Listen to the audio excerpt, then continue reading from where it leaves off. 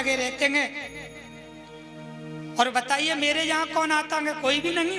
जब मैं खुद तुम्हारा पहरेदार हूँ और तुम्हारा नाम लेता हूँ, अगर नाम लेना है तो राधे का नाम लो।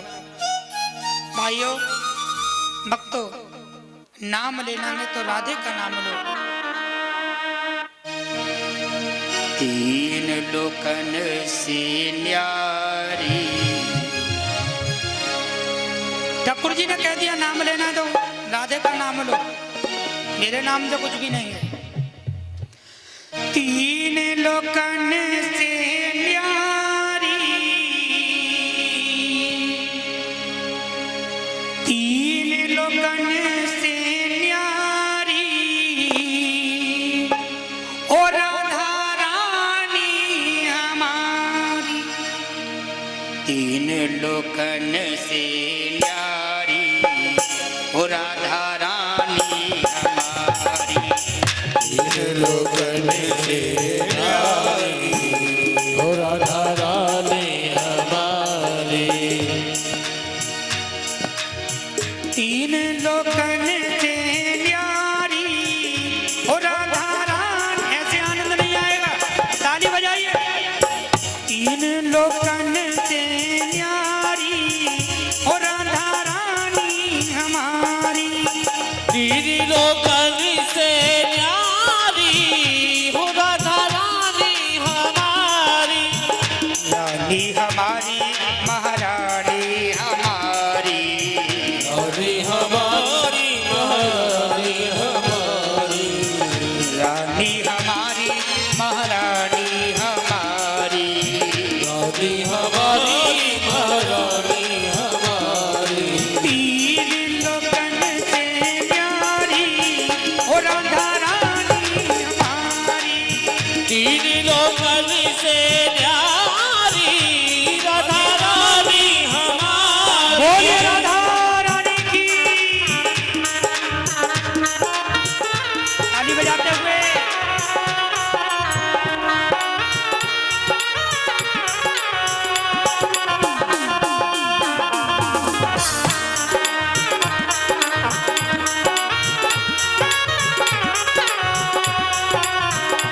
हरि बोल।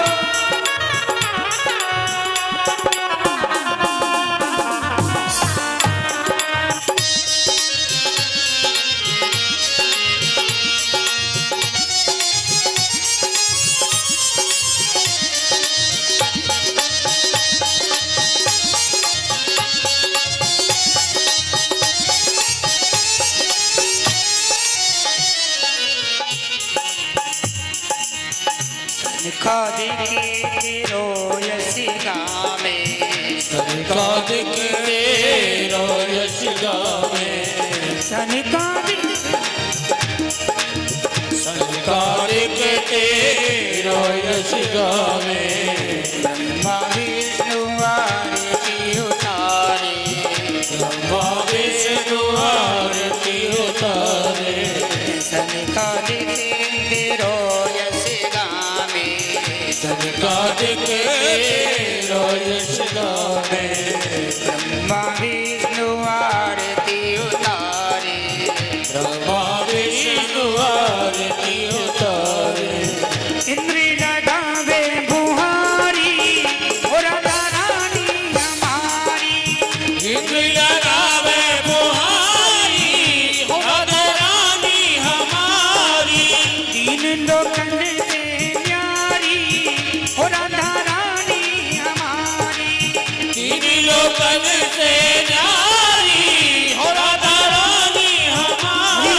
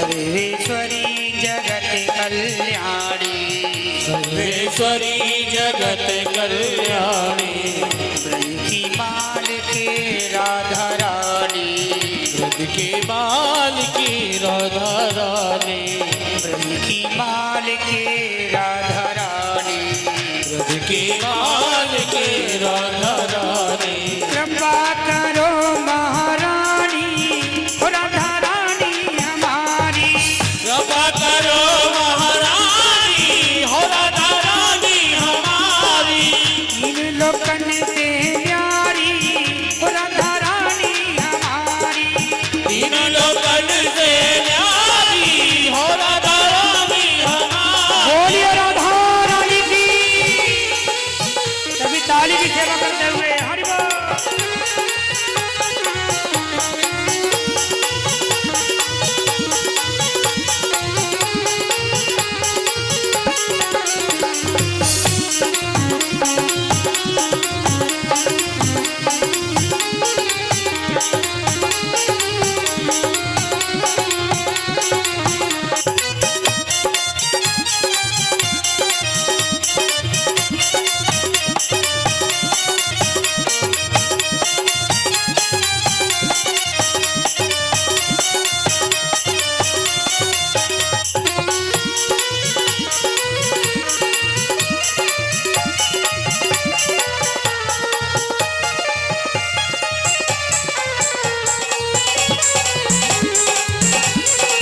जय हो, हरि बोल। बोलिए राधा रानी सरकार की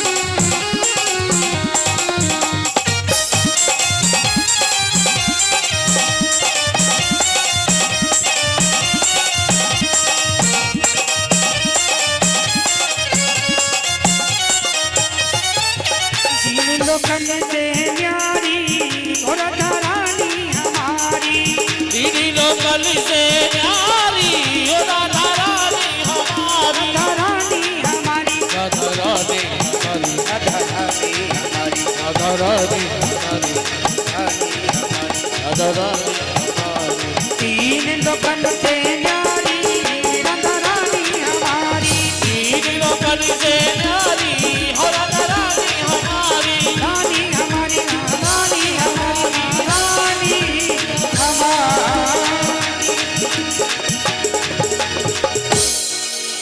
बोलिए राधा रानी की तीन लोकन से न्यारी राधा रानी हमारी। एक काम करो सुख सखी, तुम पृथ्वी लोक पर जाओ और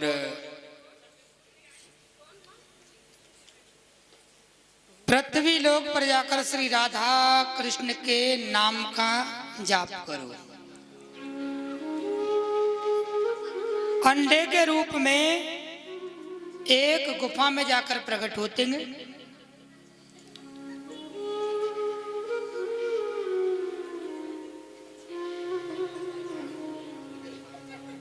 और बड़ा सुंदर अमर कथा का प्रसंग है। कैलाश पर्वत पर नारद जी का आगमन हुआ तो नारद जी ने मां पार्वती को प्रणाम किया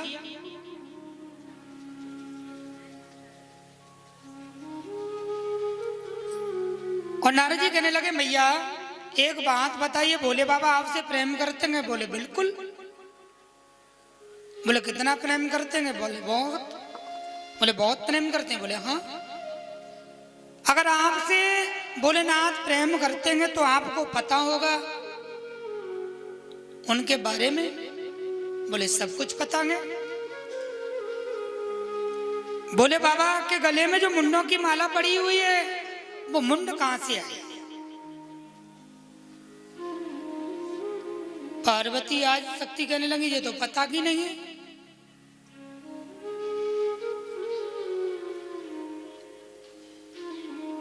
नारद जी ने कहा तो आपसे प्रेम नहीं करते, क्योंकि पति की बात पत्नी को मालूम होना चाहिए। पार्वती जो है बैठी हुई है कि भोलेनाथ आए। अब भोलेनाथ जैसे ही आते हैं भ्रमण करने के बाद में पार्वती ने अपना प्रश्न आते ही लगा दिया। बोले पहले मेरी सुनो, काफी समय से इंतजार कर रही हूँ आपका। बोले बताओ। बोले आप प्रेम करते हो? बोले यही बात थी बस। बोले बहुत करते हैं। बोले आपने फिर हमसे बात क्यों छुपाई? बोले कौन सी बात? बोले आपके गले में जो माला है इसमें मुंड किसके हैं? भोलेनाथ बोले पहले हमें बताओ एक बात। बोले क्या? बोले कहीं भोले बाबा कहते हैं नारद जी तो नहीं आए थे? अगर नारद जी आएंगे तो बताइए, क्योंकि आज तक आपने वो प्रश्न नहीं पूछा। बोले हाँ नारद जी आए थे, और सही बात तो नारद जी बता कर गए कि आप प्रेम नहीं करते हो। भोलेनाथ ने विचार किया जब नारद की आग लगाई हुई है तो बताना पड़ेगा। बोले तो कुछ मुंड आपके हैं और कुछ मुंड मेरे भक्तों को हैं और एक मुंड मेरे पुत्र का है। देखो जैसे 108 मुंडों की माला थी, उन्होंने कहा पुत्र का मुंड में। कितनी बार प्रश्न आए हैं कि देखो कि गणेश जी का जब मुंड काट दिया था तो कहाँ गया था? भोले बाबा ने उस मुंड को अपनी माला में धारण कर लिया था। जो सुमेरु होता है ना, 108 मोतियों के नीचे एक अलग मोती होता है जिसे सुमेरु बोला जाता है, वो गणेश जी का मुंड है। भोले बाबा ने जब मुंड को काटा तो ब्रह्मा जी ले गए, हथनी के बच्चे का लगा दिया। ब्रह्मा जी बाद में लाए, उन्होंने उस मुंड को लिया, माला में धारण कर लिया, सबसे पहले सुमेरु बना दिया। अगर तुम माला से अगर भजन करते हो तो सबसे पहले इस मोती को पकड़ो और गणेश जी का नाम लो, गम गणपते नमः, तब जाकर मंत्र चालू करो। और जब ये माला पूरी हो जाए फिर गणेश जी का नाम लो। अगर प्रारंभ में और अंत में अगर तुम गणेश भगवान का नाम नहीं लोगे तो आपकी माला पूरी नहीं मानी जाएगी। ओम गम गणपते नमः, माला पूरी होने के बाद में ओम गम गणपते नमः। पार्वती ने कहा भक्तों के मुंड हैं, मेरे मुंड हैं, मेरे पुत्र का भी मुंड लगा हुआ है, और आपका एक भी मुंड नहीं है इस माला के अंदर। भोलेनाथ बोले मैं मरता ही नहीं है। बोले क्यों? बोले मैंने अमर कथा सुनी है। बोले अमर कथा? बोले तो फिर एक काम कीजिए, हमें भी अमर कथा सुनाओ। हमारा भी शरीर कितनी बार आपसे अलग हुआ है, हम भी अमर होना चाहते हैं। भोलेनाथ ने कहा रहने दो, और कहते हैं हट। एक गुफा में पहुंचे और देखा कि वहां कुछ भी दिखाई नहीं दिया, और आसन लगाकर बैठ गए। सामने आदि शक्ति बैठी हुई है। अमर कथा जैसे कि प्रारंभ होती है। ये अमर कथा क्या है? अमर कथा ही श्रीमद् भागवत कथा है।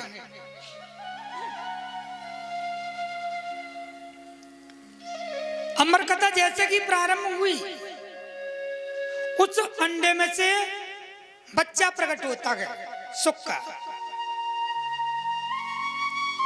कथा के प्रभाव से पंख भी निकलते हैं। कथा के प्रभाव से पंख निकले, थोड़ा सा बड़ा भी हुआ, परंतु कथा सुनते हुए क्या होता है, पार्वती को आदि शक्ति को नींद आ जाती है। 9वें स्कंद में राम जी का जन्म होने वाला था, और राम जी का जन्म नहीं हो पाया तब तक पार्वती जो है वो सो जाती है। अब हुंकरा कौन थे? तोता के मन में विचार आया, अगर ये कथा रह जाती है और कथा में बहुत आनंद आ रहा है, कथा में छोड़ना नहीं चाहता हूं, हे प्रभु आपने मुझे भेजा है, अब कुछ कृपा कीजिए। उसी समय वरदान दे दिया कि जाओ आप मनुष्य की तरह बोलोगे। तोता जो है ना पंछी मनुष्य की तरह बोलता है। अगर सुख से ये कहोगे कि राधे तो वो सुख अर्थात तो तोता राधे बोलेगा। राम कहोगे तो राम कहेगा। घर में तोता बहुत से व्यक्ति रखते हैं। अगर कोई भी व्यक्ति घर के अंदर आता है, जिसे देखा है जानता है नाम से, नाम देकर बुलाएगा। हुंकरा देने लगा, बोले फिर क्या हुआ? बोले राम जी का जन्म हुआ, रावण का वध हुआ, कृष्ण जन्म होता है 10वें स्कंद में, बाल लीलाएं भगवान कृष्ण की बड़ी सुंदर आनंद आने लगा। बोले अंत में भगवान अपने धाम को चले गए। और जैसे ही जयकारा लगा, बोलिए कृष्ण चंद्र भगवान की जय। पार्वती की जैसे कि आंखें खुली, बोले ये आवाज कैसे हुई? बोले भगवान का जयकारा लगाया मैं, और क्या?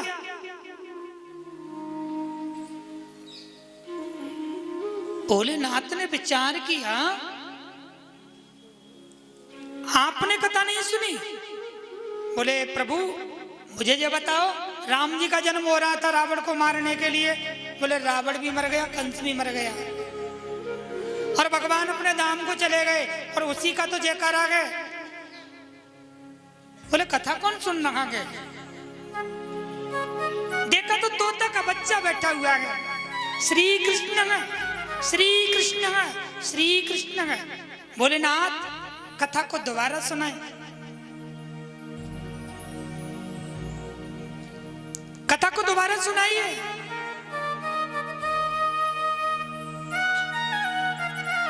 क्रोध में आ जाते हैं और हाथ में त्रिशूल ले लिया, और त्रिशूल लेकर जैसे कि सुखदेव अर्थात उस तोते का वध करने लगे।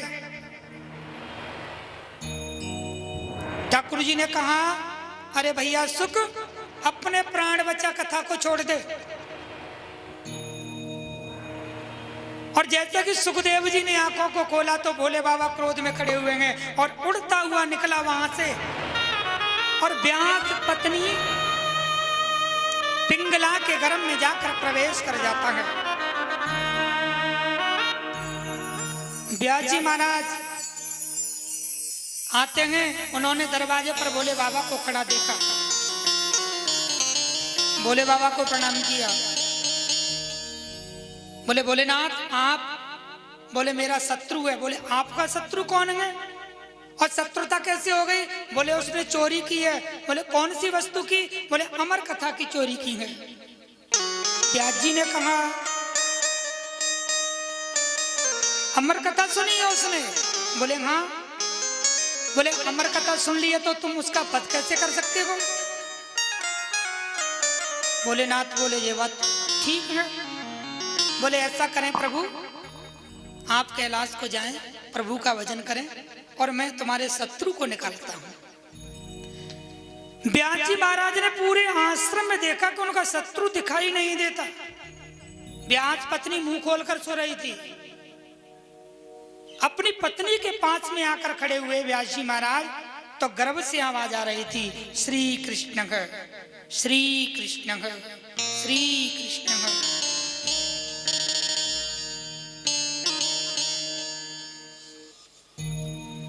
श्री राधा कृष्ण, श्री राधा कृष्ण। अरे पिंगला, अरे नींद को खत्म कीजिए, आप मां बनने वाली हो, और वो भी ऐसे नहीं, तुम्हारे गर्भ के अंदर एक सुख का बच्चा पैदा हुआ, विराजमान हो गया है, प्रकट हुआ है उस। और जैसे ही कहा मेरे गर्भ के अंदर एक सुख का बच्चा, मैं एक सुख के बच्चे को जन्म दूंगी। बोले ऐसा साधारण सुख नहीं है, उसने अमर कथा की चोरी की, और माता का गर्भ ही एक ऐसा होता है जहां छिपने की जगह होती है, जहां बच्चे को कोई कष्ट नहीं होता। 9 महीने इंतजार किया उस बच्चे का, परंतु सुखदेव जी बाहर नहीं आए। बोलो प्रेम से जय श्री कृष्ण। जय श्री कृष्ण। व्यास जी ने देखा 1 वर्ष हो गई, बाहर आ जाए। अरे भैया सुख, अरे माता के गर्भ से बाहर आइए। बोले पिताजी सुनो, अगर मैं बाहर आता हूं तो मुझे माया पकड़ लेगी और मैं बाहर आना नहीं चाहता हूं। 5 वर्ष हो गई, 12 वर्ष हो गई। सुखदेव जी महाराज माता के गर्भ में ही बैठे हुए हैं। व्यास जी महाराज कहने लगे प्रभु जी आपकी क्या लीला है, अब जन्म का समय आ गया है और जब तक आप नहीं कहोगे तब तक ये सुखदेव जो है गर्भ से बाहर नहीं आया। सुखदेव जी से कहा सुख जाइए, मैं तुम्हें वरदान देता हूं कि तुम्हें संसार की माया नहीं सताएगी। अब आपका समय आ गया है, आप गर्भ से बाहर आइए। और जैसे ही कहा तो गर्भ से बाहर आते हैं और नाल को इकट्ठा किया और कंधे पर डाला। कितना बड़ा नाल होगा, 9 महीने के बच्चे का होता है कम से कम इतना बड़ा। 12 वर्ष हो गई और इकट्ठा किया, रस्सी की तरह कंधे पर डाला और जंगल की ओर भागने लगे। उनके पीछे उनके पिताजी आते हैं। अरे हाँ सुखदेव रुक जाइए, व्यास जी महाराज भाग रहे हैं। अरे सुखदेव, अरे मेरे पुत्र रुक जाओ। नहीं पिताजी, मैं संसार की ओर मुड़ना भी नहीं चाहता हूं। कुछ माताएं स्नान कर रही थी नदी में, उन्होंने देखा कि व्यास जी आ रहे हैं, अपने अंग वस्त्र लिए और अपने वस्त्रों को लेकर पहनने लगी। व्यास जी ने कहा अभी मेरा पुत्र गया है जिसकी अवस्था 12-14 वर्ष की है और 80 वर्ष का वृद्ध हूं मैं, 80 वर्ष का बूढ़ा हो गया, 90 वर्ष का बूढ़ा हो गया और तुमने बूढ़े व्यक्ति को देखकर अपने वस्त्रों को पहनना प्रारंभ कर दिया। स्त्रियां कहने लगी व्यास जी महाराज आपका पुत्र कुछ नहीं जानता है कि कौन स्त्री है और कौन पुरुष है। तुम जानते हो हम स्त्रियां हैं, तुम्हारा पुत्र तो ये भी नहीं जानता है कि जो धूल उड़ रही है और उसके शरीर पर पड़ रही है। तुम्हारा पुत्र ये भी नहीं जानता है कि जल है। जल से आवाज आने लगी, हाँ सुखदेव। आकाश में से आवाज आने लगी, हाँ सुखदेव। वृक्ष आवाज देने लगे, हाँ सुखदेव। वृक्ष कहते हैं व्यास जी महाराज हम तुम्हारे जीवन के लिए अपने हजारों पुत्रों का बलिदान कर देते हैं, क्या तुम हमारे जीवन के लिए अपने एक पुत्र का बलिदान नहीं कर सकते हो? अरे तुम्हारा पुत्र साधारण नहीं है, पुत्र मोह छोड़ दीजिए। अगर तुम पुत्र मोह को छोड़ दोगे तो तुम्हारा पुत्र जो है आगे चलकर हमारा कल्याण करेगा। जैसे कि कहा व्यास जी महाराज ने अपने पुत्र सुखदेव जी महाराज को प्रणाम किया। यं प्रव्रजन्तमनुपेतमपीतकृत्यं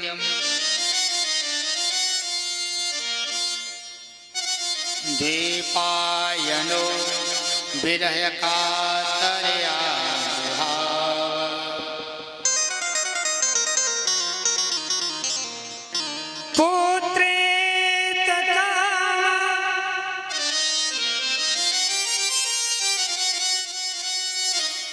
यं प्रव्रजन्तमनुपेतमपेतकृत्यं द्वैपायनो विरह कातर आज्वावः।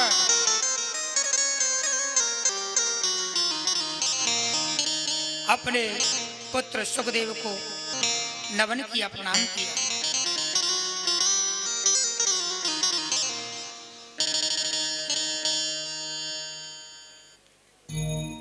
हृदय में प्रणाम करते हैं और वापस लौटकर चले आए। उनके 4 शिष्य थे, चारों शिष्यों को श्रीमद् भागवत कथा पढ़ाई। देखो 10-5 मिनट की कथा है, गैर प्रसाद लिए मत जाइए। 5 बजे से 1 मिनट भी कथा को नहीं बढ़ाया जाएगा। आप कथा में आ रहे हो, गैर प्रसाद के जाओगे, वैसे 5 बज चुके हैं, 5 मिनट ही कथा होगी। आरती प्रसाद लेकर ही जाया करो। ऐसे कहाँ जा रहे हो आप? तो आपकी इच्छा की बात है, प्रेम से जाएं, शांति से जाएं, प्रसाद लेने के लिए जरूर आए। प्रेम से बोलो राधे।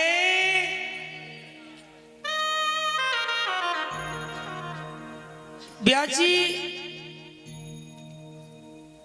महाराज के 4 शिष्य थे और चारों शिष्यों को श्रीमद् भागवत कथा को पढ़ाया और चारों दिशाओं में भेज दिया। और चारों दिशाओं में भेजा और कहा कि इस भागवत के मंत्रों का उच्चारण करो। और चारों दिशाओं में जाकर जैमिनी नाम के जो बड़े शिष्य थे, उन्होंने उत्तर दिशा में जाकर भागवत के मंत्रों का पाठ किया। अहो वकीयम स्तनकालकूटम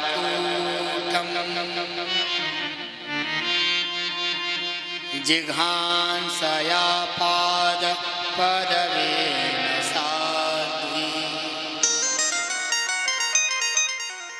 लेभे गतं दास्तु चिन्तातनोऽयं कय्यं दयालु शरणं प्रपद्ये। अहो वकीयम, अहो वकीयम स्तन कालकूटम। वकी कहते हैं पूतना को। भगवान को मारने के लिए अपने स्तनों से कालकूट विष लगा कर आई थी। अहो वकीयम स्तन कालकूटम। जैसे कि ये मंत्र सुना, सुखदेव जी महाराज ने, सुखदेव जी विचार करने लगे कि ये मंत्र तो मैंने भोले बाबा के मुख से सुना था। उन्हीं मंत्रों के सहारे पीछे आते हैं और मंत्रों को सुनकर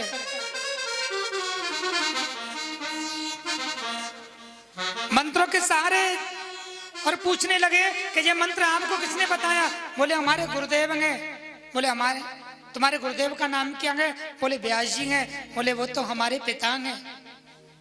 जब आपको वो इन मंत्रों को पढ़ा सकते हैं तो मैं तो उनका पुत्र हूं, मुझे भी ये मंत्र सिखाएंगे। और लौटकर सुखदेव जी महाराज आ जाते हैं अपने पिता के यहाँ। और सुखदेव जी महाराज ने श्रीमद् भागवत कथा को पढ़ा। जनकपुर में राजा जनक के यहाँ परीक्षा देने के लिए गए तो राजा जनक ने कह दिया सुखदेव जी से कि जब तक मैं नहीं बुलाऊं उन्हें बाहर खड़ा कर दो। 7 दिन तक बाहर खड़े रहे, धूप में, वर्षा में, रात्रि में, दिन में। 7 दिन के बाद याद आती है कि कोई से मिलने के लिए आया था। अरे उसे बुलाइए। सुखदेव जी महाराज आए और हाथ जोड़कर खड़े हो जाते हैं। मैं, पिता ने मुझे आपके पास में भेजा है परीक्षा देने के लिए। बोले बताइए क्या परीक्षा है? मुझे कौन सी परीक्षा देनी पड़ेगी? राजा जनक जानते थे। तो राजा जनक ने कहा कि परीक्षा तो आपकी हो चुकी है। देखो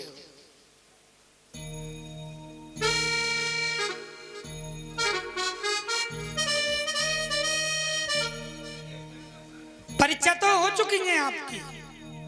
बोले कैसे? कि 7 दिन तक मैंने आपको धूप में खड़ा किया, 7 दिन वर्षा में खड़ा किया और अभी तक आपको क्रोध नहीं आ रहा है। इससे ज्यादा क्या परीक्षा होगी? श्रीमद् भागवत कथा पढ़ने वाले को क्रोध नहीं होना चाहिए, लोभ नहीं होना चाहिए, काम नहीं होना चाहिए, अहंकार नहीं होना चाहिए।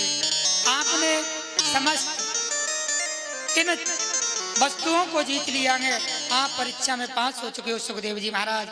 सुखदेव जी महाराज जंगल में आकर तपस्या करने के लिए जंगल में आते हैं। इसके बाद में राजा परीक्षित जी के जन्म की कथा है और तब जाकर श्रीमद् भागवत कथा राजा परीक्षित जी को श्राप लगा था तब प्रारंभ हुई थी। तो आज की कथा को हम यहीं विश्राम देते हुए चलेंगे क्योंकि घड़ी जो है आगे की तरफ भाग रही है। कथा का जो समय है, कथा का समय 12 से 4 था, परंतु कथा का समय बन चुका है 1 से 5। 1 बजे से 5 बजे तक प्रेम से कथा होगी, परंतु समय से आए और समय से जाएं। जितने भी वक्त कथा में आ रहे हैं एक दूसरे को अपने से जोड़ें, माताओं को लेकर आएं, भाइयों को लेकर आएं। कथा में जितने ज़्यादा वक्त होंगे उतनी ज़्यादा कथा के अंदर आनंद आएगा। प्रेम से बोलिए राधे राधे राधे।